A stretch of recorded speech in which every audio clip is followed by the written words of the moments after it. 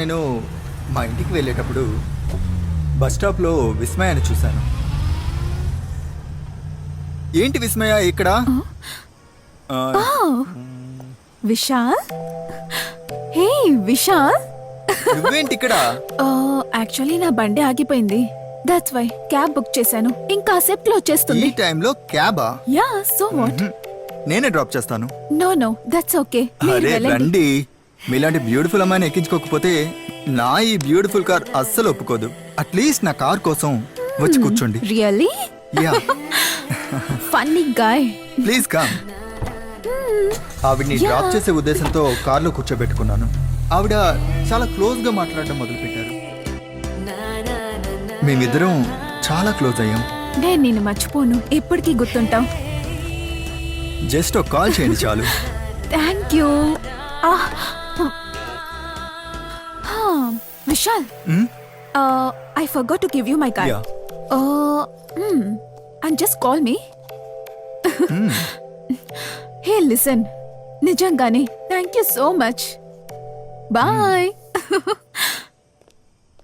ఆ రోజు నుంచి మేము ఇంకా క్లోజ్ అయ్యాం. ఆ రోజు ఏ టైంలో వచ్చి నా కార్లో కూర్చుందో అప్పటి నుంచే సార్ నా లైఫ్ ట్రాకే చేంజ్ అయింది. అప్పుడప్పుడు పబ్లో మీట్ అయ్యేవాళ్ళం, డ్రింక్ చేసేవాళ్ళం, ఎంజాయ్ చేసేవాళ్ళం. అదే రొటీన్ అయిపోయింది. ఆ రోజు ఆమె బర్త్డే సెలబ్రేషన్ జరుగుతుంది. తను ప్రేమగా నాకు కేక్ తినిపించింది.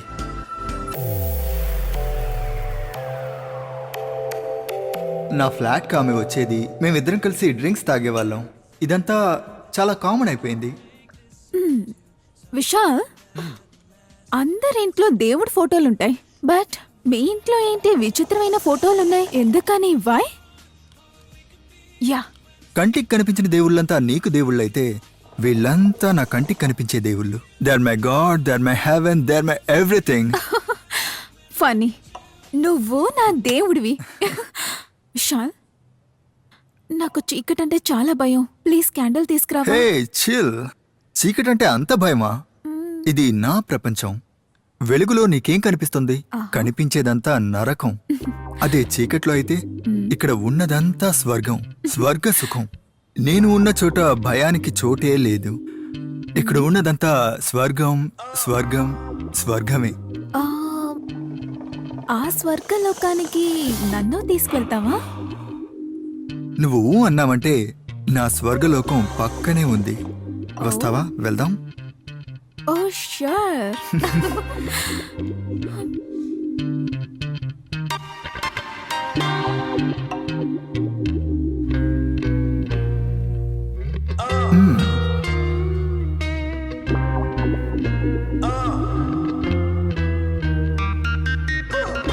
మ్యాచ్ ఆడిన సుఖంలో అలా నిద్రలోకి జారుకున్నాం. అవుట్ అయిన తర్వాతే తెలిసింది బ్యాట్కి గ్రిప్పర్ లేదని. అక్కడి నుంచే సార్ నాకు అన్ని ప్రాబ్లమ్స్ స్టార్ట్ అయ్యాయి.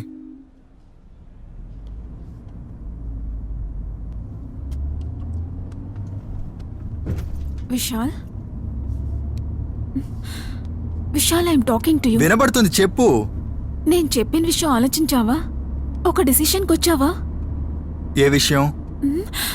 విశాల్, మన పెళ్లి గురించి. అయ్యో ప్లీజ్ స్టాప్ ఇట్ విస్మయ. దీని గురించి మాట్లాడి నా మూడ్ స్పాయిల్ చేయకు. ఇలాంటి కమిట్మెంట్స్ అనేవి నాకు అస్సలు ఇష్టం ఉండవు. కమిట్మెంట్? నాతో అలా ఉన్నప్పుడు నీకు కమిట్మెంట్ గురించి గుర్తు రాలేదా? Don't use all these heavy words, okay? నాకు దీనిపై ఇష్టం లేదు. ఈ కమిట్మెంట్స్, పెళ్లి, please leave me. Why did you do this to me then? I'm 5 months pregnant, Vishal. My God. Sir please sir, చాలా అర్జెంట్ సార్. రే, కళ్ళు కనిపించట్లేదా? Sir please sir. నువ్వు చావడానికి నా కారే దొరికిందా నీకు? సార్ చాలా అర్జెంట్ సార్. ఏంటి అర్జెంట్? అర్జెంట్ అయితే నా కార్ కడ్డంగా వస్తావా? Sorry sir. ఎక్కడికి వెళ్ళాలి? Golden apartment sir. Golden apartment? అవును సార్. Avoid him, please. రా, వచ్చి కూర్చో. Thank you sir.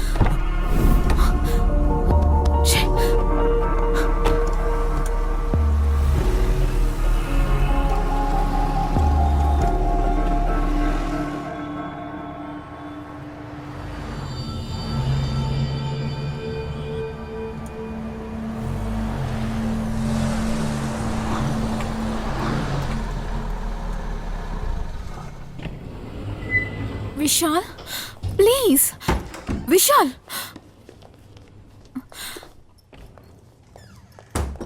విశాల్ నేను చెప్పేది వింటున్నావా Vishal Vishal please Vishal listen to me ఎందుకు ఇలా చేస్తున్నావు విశాల్ ప్లీజ్ విశాల్ విశాల్ నా మాట విను please try to understand me Vishal please understand నేను నీతో మాట్లాడాలి please Vishal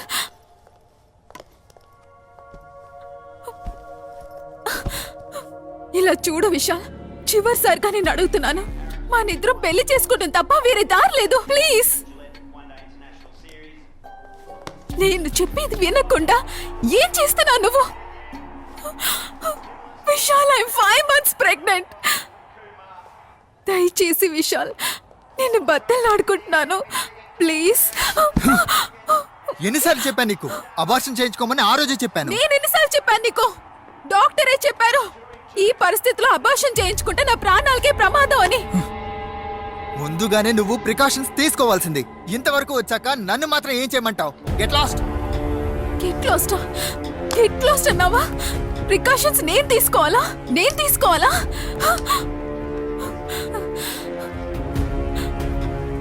Vishal listen to మీ జరిగిందేదో జరిగింది నువ్వే రెస్పాన్సిబిలిటీ దానికి రెస్పాన్సిబిలిటీ నేనెందుకు తీసుకోవాలి రెస్పాన్సిబిలిటీ? ఆ కడుపు నా వల్లే వచ్చిందని ఏం గ్యారెంటీ ఉంది? ఎవడి బిడ్డకో తండ్రి అవడానికి నేను రెడీగా లేను. పోవే. How did you say that? కావాలంటే ఒక సలహా ఇస్తా, వెళ్ళి అబార్షన్ చేయించుకో. దానికి అయ్యే ఖర్చు విసిరి పారేస్తాను.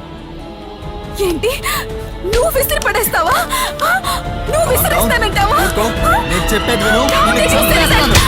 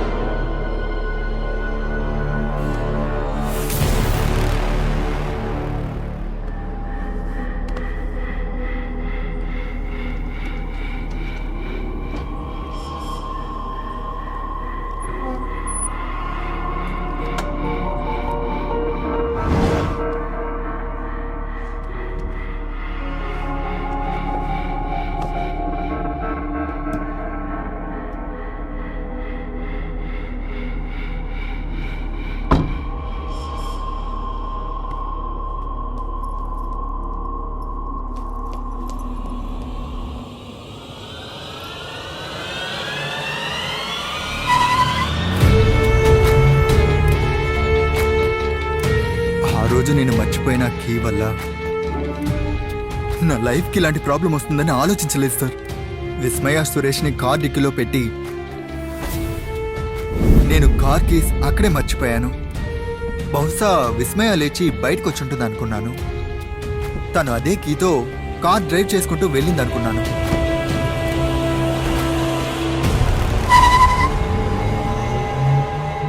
ఇంతే సార్ నాకు విస్మయకి మధ్య జరిగింది. ఆ తర్వాత నాకేం తెలియదు సార్.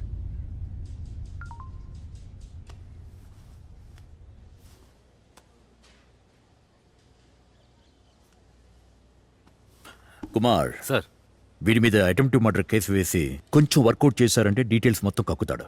ఆ తర్వాత కంప్లైంట్ ఇవ్వడానికి వచ్చారే వాళ్ళ ఫ్రెండ్స్, వాళ్ళని పిలు. వీడి గురించి వాళ్ళకి తెలిసి ఉంటుంది. అలాగే సార్. అంత సార్, పోటుగాడివారా నువ్వు?